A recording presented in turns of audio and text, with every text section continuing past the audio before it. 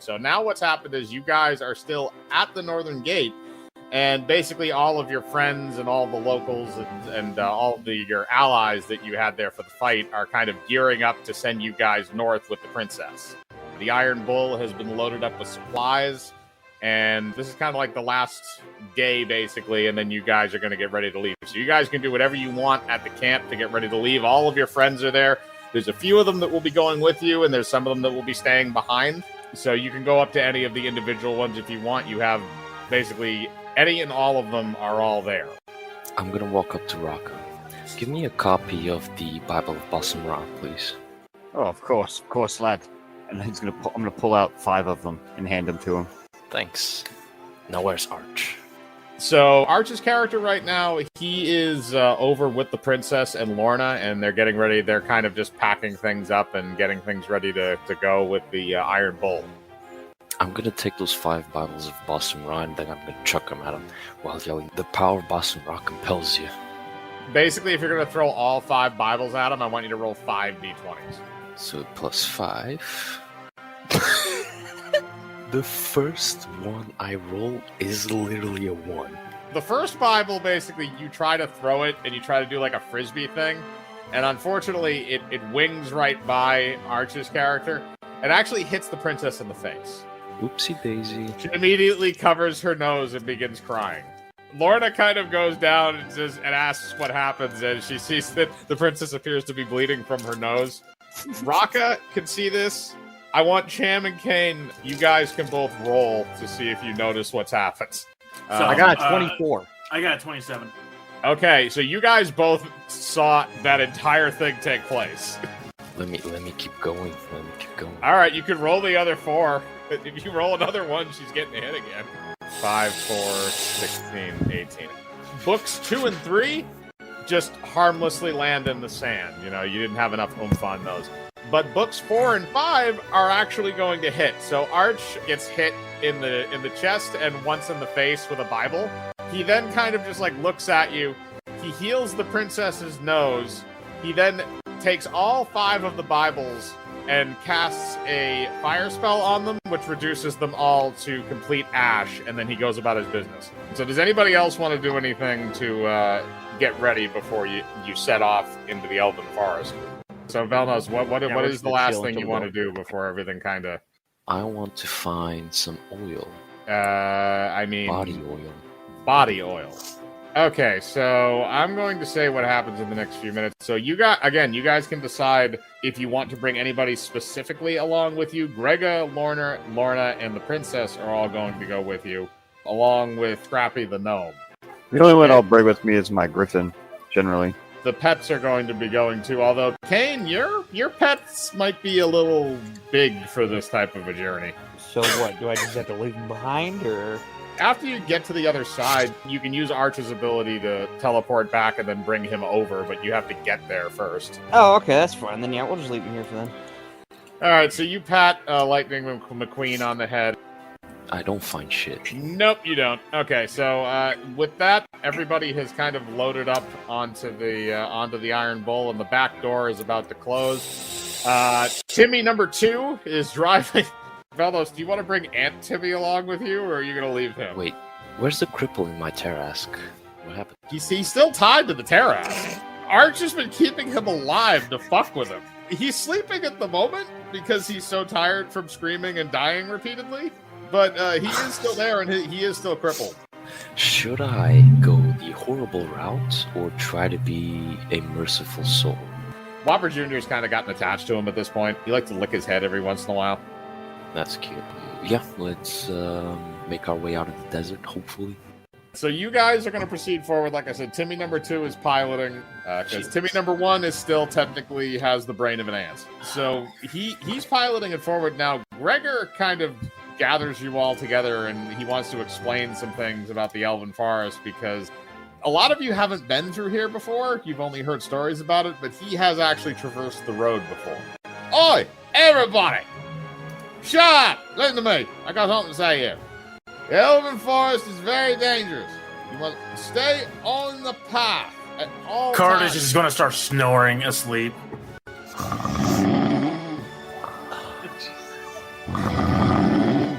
All right, so you kind of like fall asleep because you're just, you're bored by Gregor at this point. He's just a cockney moron.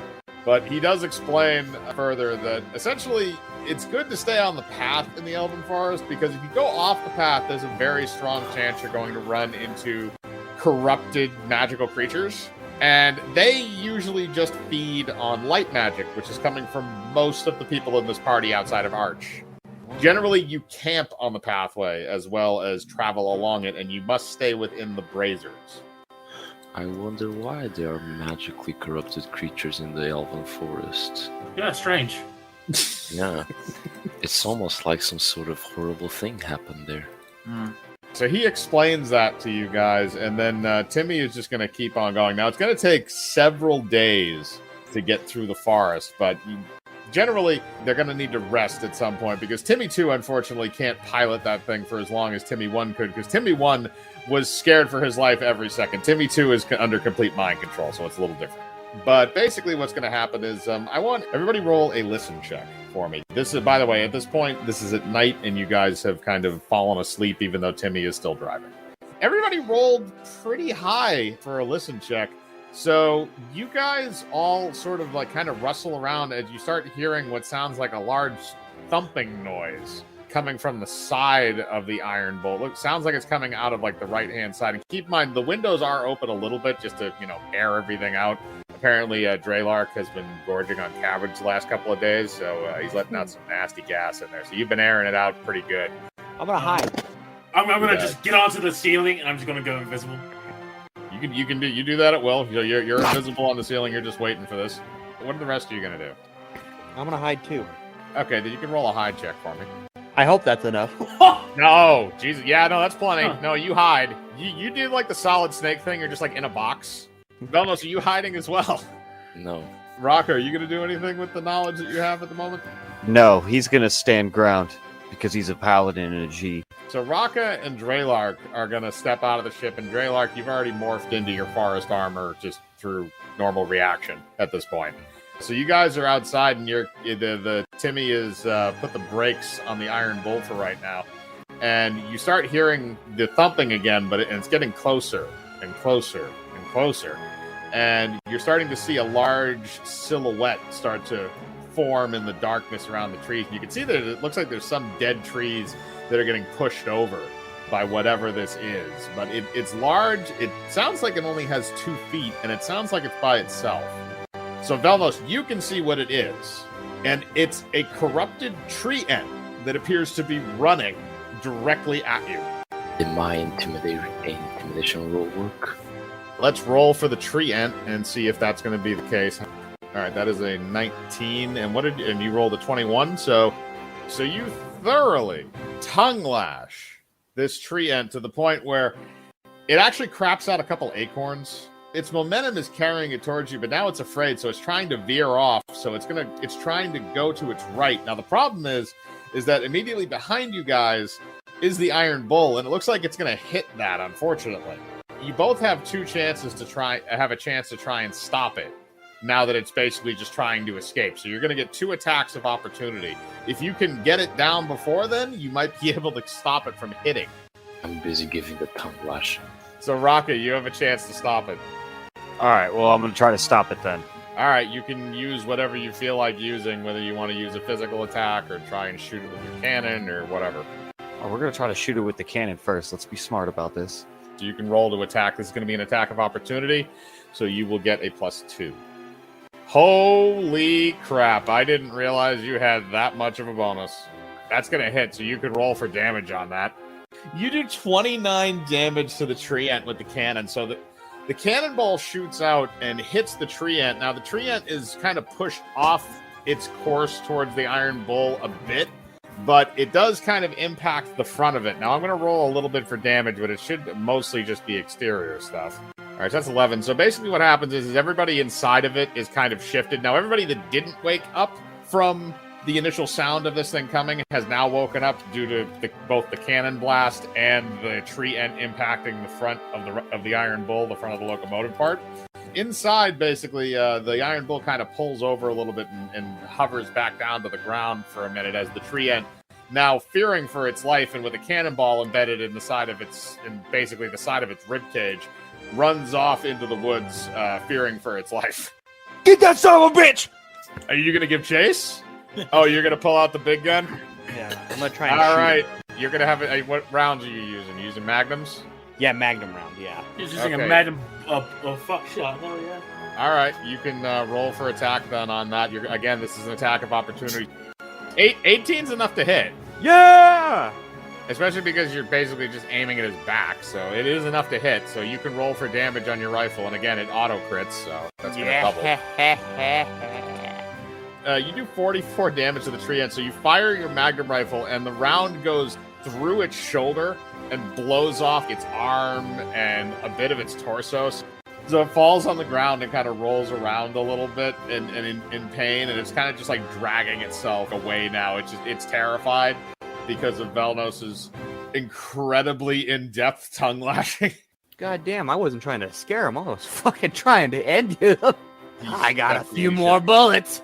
I'll give you one more shot on him because he's trying to crawl away right now. Oh, shit. That one's not going to hit just because of the distance at this point. Kane, I'm just going to say that you're just going to stay up there and you can just take pot shots at the thing just for Sounds shits and good. giggles. So the Iron Bull has sort of petered out right now, and it looks like Timmy 2 is starting to work on some of the internal components. He says that it looks like something got jarred out, but it shouldn't take too long to fix. I'm going to roll to see actually how long it takes him to fix this. Ooh, roll a 4. All right, so it's probably going to take him about an hour or two to get this thing back up and running. But until then, some of the people inside are going to stretch their legs a little bit and take a look around. Arch is kind of staying back inside the ship right now because, Syra needs her beauty sleep. I'm gonna go out. I'm gonna hunt for the wounded ant. So you're going to go look for the wounded tree. So Kane's still shooting at it, so you know where it is. You have I'm just gonna low-light like vision. treetop to Well, treetop. Yeah. I'm not going to make you do a jump check. Why not? I mean, if you want to, you can. All right, so Cham, so you jump along the trees until you're in a tree that is sitting above the tree ant that is still crawling out of the road as Kane is shooting all around it and just kind of blowing up the general pathway. I'm gonna dive down with my fucking dark saber. Again, that's going to be an attack of opportunity, so you'll get an additional +2. Ooh, all right, that's going to hit. Ooh, that 10. And you're using the double-bladed dark saber now, which means that is 2. So 40 that means, and 44. So that means you did 84 damage. So Kane, from your perspective, you see like a little kind of white silhouette of a blade for a second as a little figure descends from the tree, and then the tree ant stops moving. Cham, from your perspective, you dive down and you put the first blade right through its neck, which severs whatever's left in there in terms of however it connects to other things. And then you just take the second blade and you finish the decapitation. The corrupted tree ant is now dead, and there is nothing else there. Although, Kane, you have pockmarked the pathway quite a bit with the bullets. You rolled me a d20 to see how many shots you fired in that time period to fuck with the thing. It's like 5. All right, 5 shots. Okay, so so there's 5 little pockmarks over there. Run, little boy, run! So the tree ant is dead. So after a few moments, you go back to the Iron Bull as Timmy 2 is repairing the systems underneath. But you notice that the princess has kind of walked off a little bit away from the Iron Bull, and she's sort of not near. She's not off the path, but she's kind of near one of the braziers. All 4 of you roll I think it would be a search check. Shit! Ooh, Fucking Uhtred coming out with the rolls, bro. I know. Well, I definitely didn't see anything. Kane, you fell asleep. You're just kind of sleeping on top of the. You're using your gun as a pillow, and you're just sleeping on top That of sounds the very Iron in Bull. character. Yeah, Velnos, it would be a search check. Oh, another 18. Damn, okay. And since Cham, I think, is still desecrating the corpse of the tree ant, I'll leave him to that. So, Velnos and Raka, you both notice that it appears the princess is talking, but there's nobody in front of her. Wait. I think I have something for this. She's talking to ghosts. That's blasphemy, it is. We might have to kill her. I am gonna try and do or think of something extremely scuffed. I have a magical item on me, correct? You have multiple magical items on you, but yes. Specifically the amulet. Try and tinker sort of, with it to sense magic. That the armor can sense elven magic because it is elven made and it is meant to integrate with other elven things. That's why it was able to integrate with your spear. You don't sense any magic there that is elven, so if she's talking to something that's magical, it is not there because of elven magic.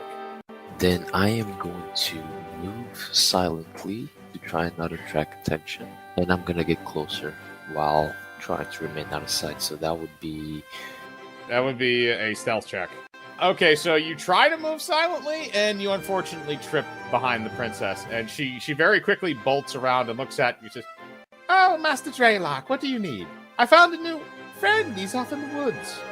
off in the woods. Look, come look with me. She picks you up and she brings you over to where she's been standing and points at the woods. The use would be to use the amulet with use magic device to try and manipulate it into sensing magic. That's why I asked. Okay, no, you can do that if you want to try to, because you're in tune with the amulet, so you might be able to manipulate that magic to do different things. Nice. So this is what happens. As you're looking out into the forest, you put your hands onto the gem, and only the helmet portion of your armor appears, but the eyes are lit green. And as you look out into the woods, it's almost like night vision, and you see out in the woods what looks like it's a magical aura, but it looks like the aura of a tree ant, but it's transparent. It's almost like a ghost.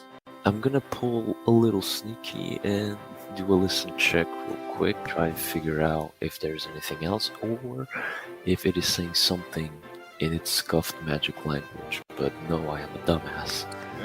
No. I mean, you hear something that's somewhat inaudible. Like it's not legible, but it's just noises. You can tell it's coming from that.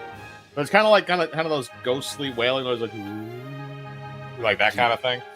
If you're trying to sense if the thing is malicious or not, it would be sense motive. Velnos, you rolled high enough to actually sense the motive, and you sense that the motive isn't malicious, but it appears that it wants you to follow it. I am going to tell the princess to stay with the group. I, the former captain of the guard, will deal with this situation. Okay, are you going to bring anybody else with you? I'm bringing Whopper Jr. and the crippled bastard with me. Are you bringing any of the other members of the crew? Whoever wants to follow me onto their death. Okay. I'm So still over at the fucking ant body, dude. You can roll to see if you've come back by this point. It depends Sure, on how what do you hard you wanted to desecrate it. That's a 6. All right, yeah, I'm gonna say you didn't spend that much time over there, so you just kind of poked him a bunch of times in the torso to make sure he was dead, and then walked back. So you're there. Kane, I want you to roll a d20 to see if you've woken up from your slumber. Holy shit! Okay, Kane, you just appear next to Velnos, and you're ready to go. Rocker, you gonna follow them too? Yeah. So all of you guys are going to follow the spirit of the tree ant. Velnos, you tell the princess to stay behind, and Arch stays with the camp and kind of make sure that she doesn't, follow you. And you guys follow the tree ant, and as you're going a little bit deeper into the woods, you see in the distance, probably about a quarter to a half mile away, is a temple or some kind of a man-made structure, an elven-made structure. And it has a glow coming out of it, like a yellowish glow, a warm glow. Not a glow like the corrupted things. Most of those glow purpley types of colors, darker colors. This is like a bright yellow. Like my pee. Then to get back to it, so you guys are approaching this temple. So the spirit of the tree ant approaches the front of the building, and you can see that the front door appears to be blocked off, but the spirit goes through the wall. It seems to be inviting you to come inside the temple. Medallion's humming. I'm gonna use my, since you mentioned it's elven magic, now I'm gonna use my fucking thing to see. Then roll for that again. Use magic device. There is elven magic that is inside the temple. That does not aid me, but okay. I'm going in blind. I don't care. So you're gonna have to destroy the front door then, or get around it somehow. How old is the door? It's massive amounts of stone. Where's Doom Guy? Yeah. Shoot that door open, my man. Please. I'm gonna I'll- shoot the door open. Raka, roll for attack on the door with your cannon. Man, okay, that hits. You can roll for damage. 17. Okay, so you blast the front of the door, and the cannonball takes out a good chunk of it, but the door appears to still be shut. It's not quite enough to take it out, because these are pretty large doors. They were enough for the tree ant to fit through without crouching. 17. Okay, so you blast the front of the door, and the cannonball takes out a good chunk of it, but the door appears to still be shut. It's not quite enough to take it out, because these are pretty large doors. They were enough for the tree ant to fit through without crouching. Was that enough? Yeah, that's enough. The door is gone. The door no longer exists, but thankfully it's a large enough temple where you actually don't collapse it. Although after the massive explosion and the dust clear, there appears to be that glowing yellow light which is now exposed, and it appears that there's a lot of like luminescent funguses and magical plants and stuff that are lining the inside of the temple, things that have grown in there over the years, or are growing out of it rather. I'm gonna look for glowing shroomies. Okay, so everybody who wants to go into the temple, you can roll a search check to see what you find. Cham, you notice that there appear to be some different, look like urns or pots and stuff around the room, but there's one thing that catches both your eye and Velnos's eye, and it's what looks almost like a statue. It looks like a tree ant, and it's holding kind of a chrysalis-looking thing. And there's a little plaque at the base of it. The tree ant itself doesn't look like it's made of stone, but it's kind of almost like mummified there. And the same thing with the chrysalis that it's holding. I'm going to grab the chrysalis. So you're going to need a strength roll to pull that off. Or I could just cut off the hand. You could do that as well. I'll cut off the I'm hand. gonna roll hide before this takes Okay. place. You're going to roll hide? Okay, so yeah, Velnos, you go hide behind like a pillar in the corner to make sure you don't get hit with something. Ooh. I mean, it's a stationary object. I'm going to say that you're able to cut off the hand. So you cut the hands off the tree ant, and the chrysalis falls to the ground. Now, as the chrysalis falls to the ground, you notice that it begins to start to glow. It starts to glow yellow. And the other thing is that there's a plaque in front of the tree ant that does read something, although it doesn't appear to be in common. It appears to be in Elvish. I know common, Aquan, Orc, Draconic, Elven, and Gnome, and Amphibian. I wasn't just gonna like let it fall. I was gonna be under it, cut the hands, and grab it as it fall. I was gonna let it hit the ground. Then roll me a dex check. That's enough. So you're able to catch it before it hits the ground, and you put it down gently. Cham, you read the plaque, and it has one sentence written on it. And the sentence only says, "He speaks for the trees." The chrysalis begins to glow yellow, and after a few moments, the top of it gets brittle and breaks in after a moment. And you see this orange-looking fuzzball with a green helmet and a green flak jacket and a couple of revolvers at his side, lying in the chrysalis. And after a moment, he opens his eyes. What the hell happened? Oh, God. Why are there frogs here? Is this the legendary champion? Uhtred is going to kneel in front of him, put his hand on his shoulder, and tell him, "You, sir, have now entered the domain of the great Bossum Ra." As soon as he throws it, I'm gonna throw a shuriken to knock it away. Okay, throw the shuriken. Roll to attack the book. Oh. So you throw the shuriken and knock the Bible out of Raka's hand before he can hand it to Sergeant Lorax. It just pins to the wall. Yep, just flies up and just pins the Bible to the wall. Uhtred grabs another Bible out of his bag and hands it to the Lorax. Don't Please. fuck with me. I got a million copies of this. We can do this all fucking day. I can do this all day too. Sergeant Lorax just simply takes out his revolver and says if you try it again, he's just going to shoot it out of the air, and then grabs the book. I am the Lorax. I speak for the trees. And the Now I'm trees are going to speaking read about Vietnamese. this guy's deities. I'm gonna lean in like he's a fake deity. Sergeant Lorax is going to decide that for himself, and he puts the Bible away in his bag of holding. But at the same time, he also looks around and says, Where's Steve? He was with me. We got ambushed by corrupted tree ants. I got injured. We had to retreat inside this temple. What happened? Where's the Kalgarian Ranger Corps? I am Buzz Lightyear's space commander. Buzz, I need your help. I'm gonna look at him like we're all that's left of the Ranger Corps. What do you mean all that's left of the Ranger Corps? This is it. My Ranger Corps? What year is it? Can I do like wisdom check, or whatever, to see how long it is since the Kalgarian fucking Vietnam War or whatever the fuck it is? Oh, since Fantasy Nom? Yes, you can roll a wisdom check for that. Christ. Okay. Yeah, no, you remember exactly when that is, and that was a little over 1,000 years ago. I'm not sure to tell you this, but it's been 2,000 years. It's been a little over 1,000. Shh, I'm telling you 2,000. Okay. 2,000 years. He looks over at the statue of the tree and immediately recognizes it as his partner, Steve, who had formed him into a chrysalis to protect him and sealed off the temple. So he kind of goes over. And I'm gonna hide the hand. I'm gonna hide the hand. Roll a dex check to get that before he notices. I'll do a reflex since I'm trying to hide it. You managed to hide the hand before he notices it because he's just kind of fixated on the statue itself. So Sergeant Lorax goes up to the mummified body of Steve and just starts smacking his fist onto the side of it. Damn it, Steve! It should have been me. It should have been me. He might need a minute. I don't know, Lorax. We're gonna go outside and let you have a moment. Thank you, kid. I'll be out in a minute. I'm gonna pass him a cigarette. I'm just gonna say you have one. He says thank you and lights it up.